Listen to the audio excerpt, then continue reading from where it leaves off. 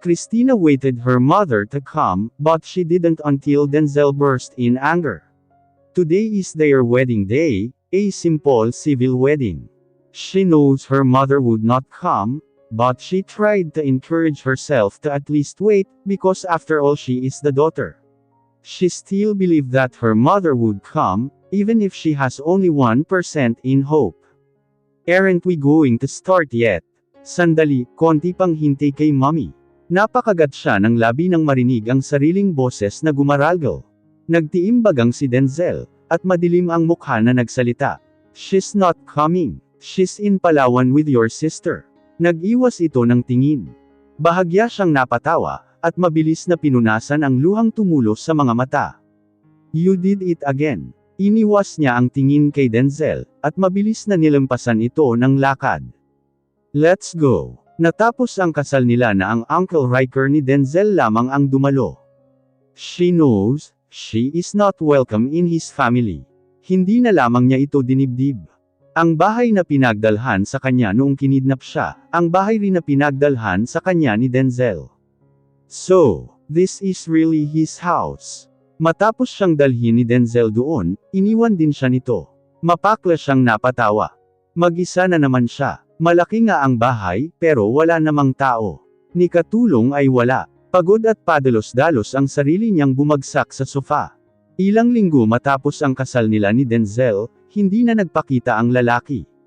Hindi niya alam kung saan ito tumutuloy. Maybe in his condo, she doesn't know. Wala siyang ginawa kundi ang maglinis ng malaking bahay na ito. She doesn't had a problem with the foods, because there's a lot of stock in the refrigerator.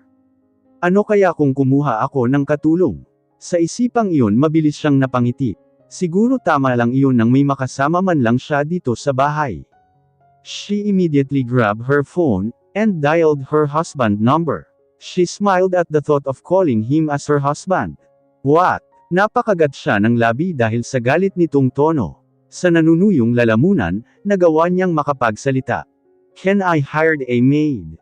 Natahimik sa kabilang linya, at kalaunay nanunuyang nagsalita. Why? Are you having a hard time there? You're just going to clean the house, you're still lazy. What else can I expect from you? Napaawang ang labi niya. Hindi siya nakapagsalita. Her, lazy, she knows that. Pero hindi naman niya inaasahang sasabihin nito ang ganoon. I'll be the one to find a maid. Napabuntong hininga siya, nang babaan siya nito ng tawag. Denzel gently stroked his hair before messing it up. Kasalukuyan siyang nasa Walker Exclusive Island, para sa candidacy bilang Vice Governor. Napabuntong hininga siya, bago tiimbagang nakinuha ang cellphone. Denzel traced his pattern code, and then opened the Telegram app. He searched his friend name and messaged him. You have an agency, right?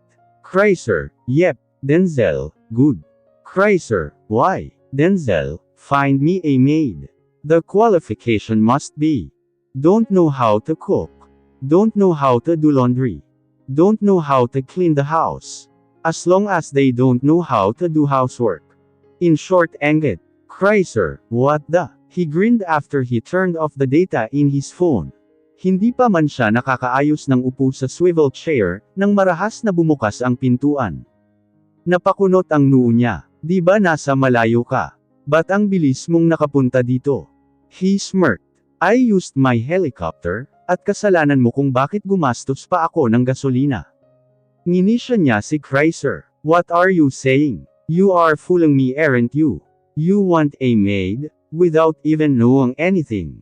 You must get a kid for that. I have an agency but not for a maid or anything. It's an agency for an agent. Still, it's an agency. Yeah, just find me one. Umiling ito at mabilis na umalis. Napangisi pa siya nang pabagsak nitong isinara ang pintuan. Lumipas ang 1 oras nang muling bumukas ang pintuan, at iniluwas si Chrysler na may kasamang babaeng maputi, matangkad, at maganda. Who is she? Is she the girlfriend? Who is she? She's the one. Ha? Takang tanong ko na siyang ikinilang ni Chrysler. Don't believe in her outward beauty. May saltik yan. Napakamot ito sa ulo na siyang lalong nakapagpakunot ng noo niya. Ha? Saltik? She's Wina, your new maid. Tumikim si Denzel. So, you're going to be our maid? Tanong niya sa babae. Malawak na ngumiti si Wina.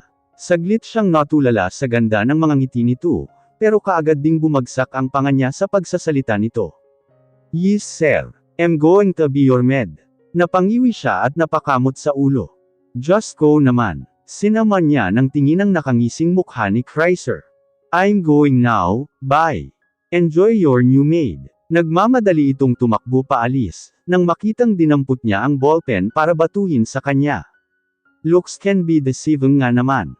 Sir, when will I be start? And what are my works? Napakamot siya sa ulo. You are going to be our maid. You know, household chores. What? Nagulat siya sa biglaang sigaw nito. What the? Why? Sir naman, sabi ay pwedeng de marunong sa gawaing bahay. De man sinabi na de pwedeng de marunong. Napa-facepalm siya. Sinabi ko nga pala na hindi marunong sa gawaing bahay. Napakamot siya sa ulo, at yamot na tumitig sa magandang babae. Masisiraan ata ako ng bait sa kanya. Sir, shut up please. Okidoki sir. Nag-peace sign pa ito. Christina POV. Mabilis akong napatakbo papunta sa lababo ng comfort room. Pagkagising ko ay mabilis na bumaliktad ang sikmura ko. I am not that slow for not knowing the reason. My lips trembled while I was vomiting. I felt weak.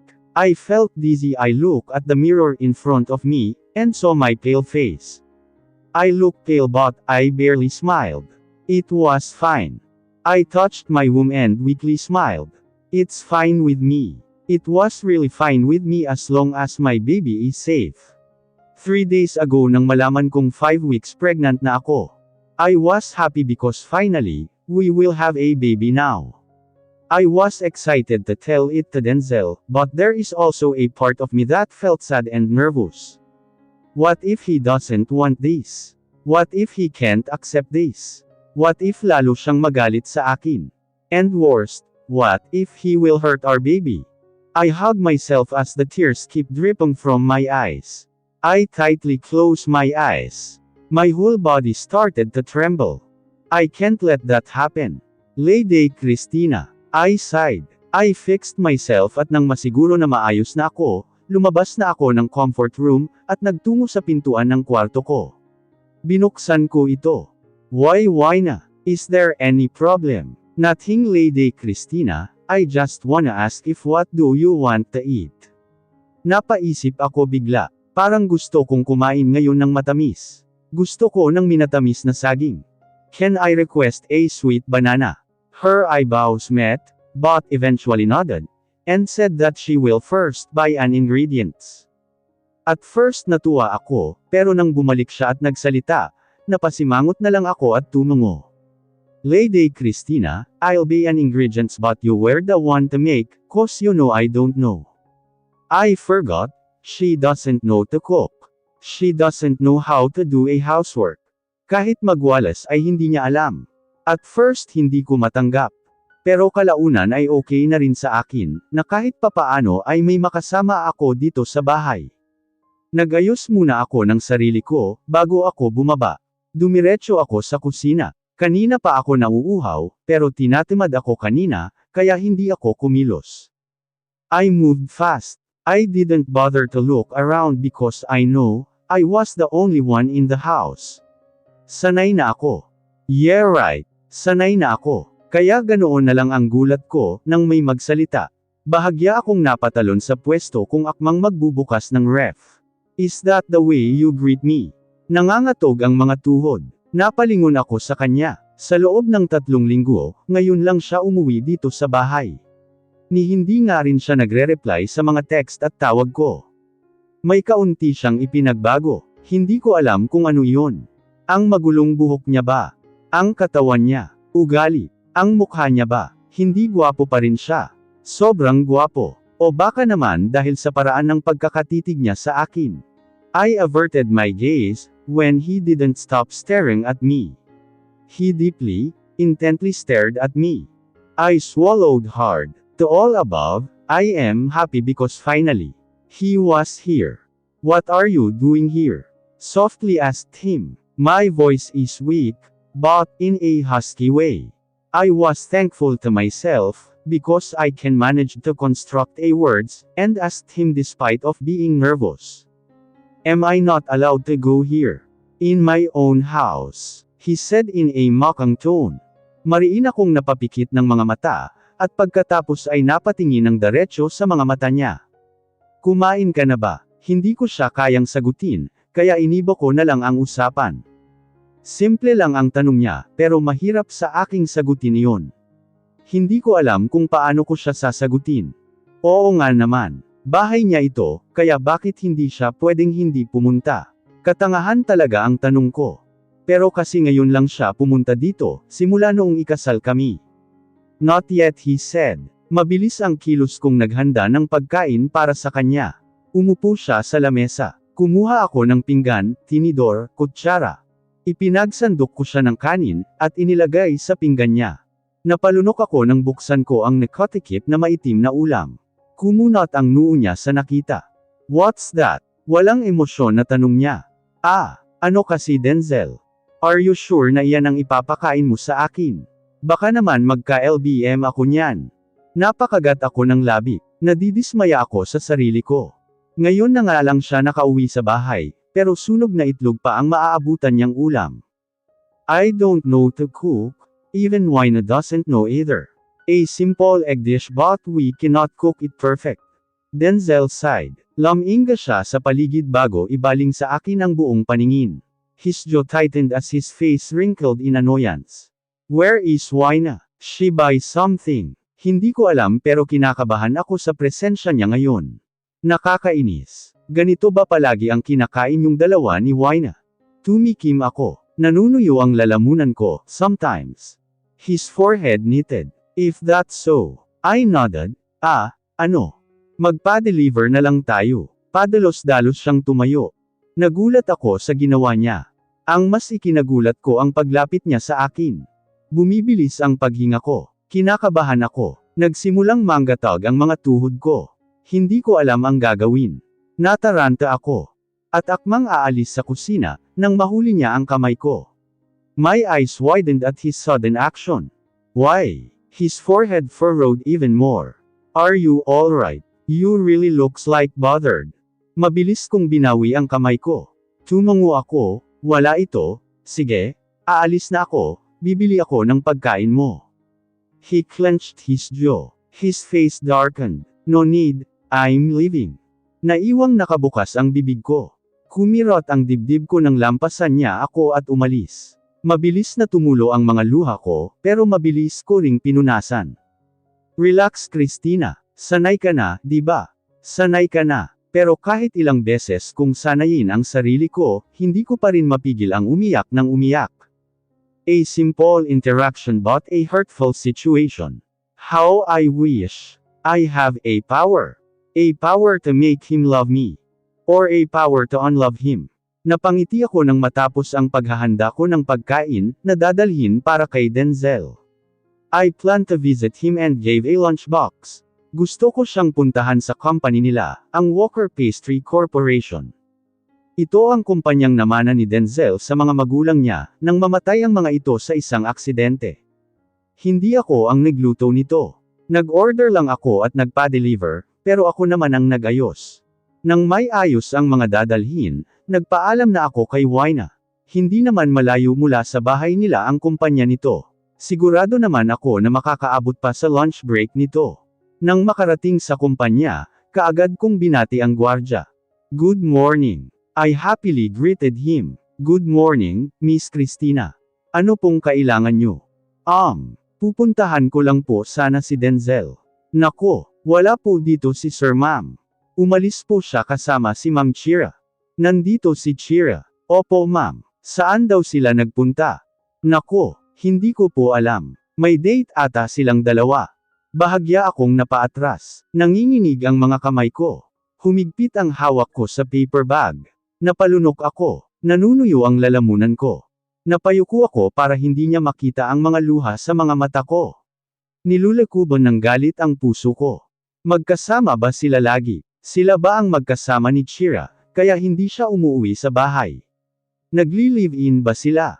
Nanginginig ang mga kamay ko. Ni hindi ko nagawang magpaalam sa gwardya, at tula lang umalis sa kumpanya ni Denzel. Paulit-ulit akong huminga ng malalim, pero hindi pa rin mawala ang galit ko, at ang panginginig ng katawan. Nasasaktan ako. Hanggang ngayon si Chire pa rin. Paano naman ako? Ako na ang asawa niya, pero bakit si Chire pa rin? Ang kapal ng mukha nilang lokohin ako. Ako pa rin ang asawa. Kabit lang si Chire kahit siya pa ang mahal. Kumuyam ang nanginginig kong kamay. Hindi ako makakapayag na kunin sa akin ni Chire si Denzel. Naiinis na tinapon ko ang lunchbox sa basurahan. Sa galit ko ay hindi ko na naisip na pagkain ang itinapon ko. Naiinis ako at parang gusto kong manakit. Pinunasan ko ang luha na tumulo sa mga mata ko. I violently wiped it. I sighed and closed my eyes tightly. I wiped again the another tears dropped from my eyes. I took a deep breath as I opened my eyes. Napagpasyahan ko na lamang napuntahan ang restaurant na pag-a-applyan ko. Plano kong mag-apply ng trabaho, para naman hindi puro si Wayna ang nakikita ko. Napangiti pa ako habang papasok ng restaurant. Pero ang ngiting nakapaskil sa mga labi ko, ay unti-unting nawala nang mabungaran ko ang 2 taong tumatawa. Bakas sa mukha nila ang saya. Kumuyam ang mga kamao ko. Ang kapal ng mukha nilang maging masaya, habang ako ay hindi. Muli kong naramdaman ang galit at puot na naramdaman ko kanina. Walang pag-iisip na lumapit ako sa table nila, at kinuha ang baso na may lamang tubig.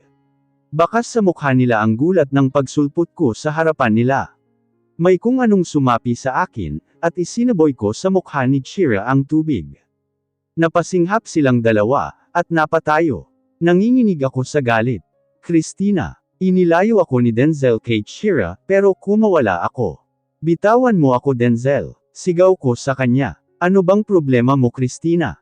Dinuro ko si Chira, habang si Denzel ay mahigpit ang hawak sa akin, dahil nagpupumiglas ako sa hawak niya. Ang kapal mo, nilalandi mo ang asawa ko. Bahagyang napatawa si Chira, at kalaunan ay inis na nagsalita. Talaga, asawa ha, baka nakakalimutan mo, ikaw ang nanira sa amin. Sa ating dalawa, ikaw ang lamandi sa kanya. Asawa ka nga niya, pero hindi kanya mahal. Ako ang mahal niya, mang-aagaw. Napatahimik ako at natigilan. Napayuko ako nang marinig ang bulong-bulungan sa paligid. Nanikip ang dibdib ko. Napaiyak ako at parang ngayon lamang bumalik ang katinuan ko. Ngayon lamang pumasok sa isip ko ang lahat. Napaangat ako ng tingin kay Chira, na walang emosyon na nakatitig sa akin. Maging ang hawak sa akin ni Denzel ay nawala na. Hinding-hindi kita mapapatawad, Chira. Akmang lalapitan ko siya nang umatras siya. Napahinto ako. Huwag mo akong lalapitan. Chira sorry. Sorry ha. Nanunuyang nagsalita siya. Tatanggapin ko ang sorry mo kung. Kinuha niya ang baso na may lamang wine at itinapat sa akin. Ang wine na ito ay may halong honey. Ang gusto ko ay inumin mo ito. Napaawang ang labi ko, at napatitig sa basong hawak niya. Alam ni Chira na may allergy ako sa honey, pero gusto niyang inumin ko, ganon ba talaga siya kagalit sa akin, at mas gugustuhin niyang mapahamak ako. Tumulo ang mga luha ko. Napasulyap ako kay Denzel, na walang emosyon ang mukha, habang nakaiwas ng tingin. Muli akong napatingin sa baso. Sa nanginginig na kamay, ay kinuha ko ito. Nagtiimbagang si Chira. Kahit nanginginig ang kamay ko, nagawa ko pa ring itapat ang baso sa labi ko. Akmang itataas ko na ang baso, para mapunta ang wine sa bibig ko, nang mapasinghap ako ng tapijin ni Chira ang baso. Napasinghap kaming lahat. Malayo ang narating ng baso, at nagtalsikan ang mga bubog nito nang tumama sa pader. Gulat na napatingin ako sa nanginginig na si Chira. May mga luhang tumulo sa mga mata niya. Galit na galit siya at humihinga ng malalim. Ano, iinuman mo talaga ha? Magpapaawa ka na naman. Umalis ka. Umalis ka dito. Ayokong makita ka. Chira. Alis, malakas na sigaw niya. Napaiyak ako at napayuko. Hilam ng luha ang mukha ko. Umalis ka na Christina. Napatingin ako kay Denzel.na walang emosyon ang mukha. Lumapit siya kay Chira at niyakap ito. Naestatwa ako sa kinatatayuan. Pinili niya si Chira. Pinipili niya si Chira. Sorry. Humahagulgol na umalis ako sa restaurant. Ni hindi ko na nagawang lumingon pa. Ang sakit, sobrang sakit. Pumara ako ng bus, at sumakay sa pinakadulo. Humahagulgol ako ng iyak, at walang pakialam kung pinagtitinginan ako. Kasalanan ko. Kasalanan kong lahat. Pero bakit ganoon? Bakit ganoon na lang parati? Wala ba akong karapatan na sumaya?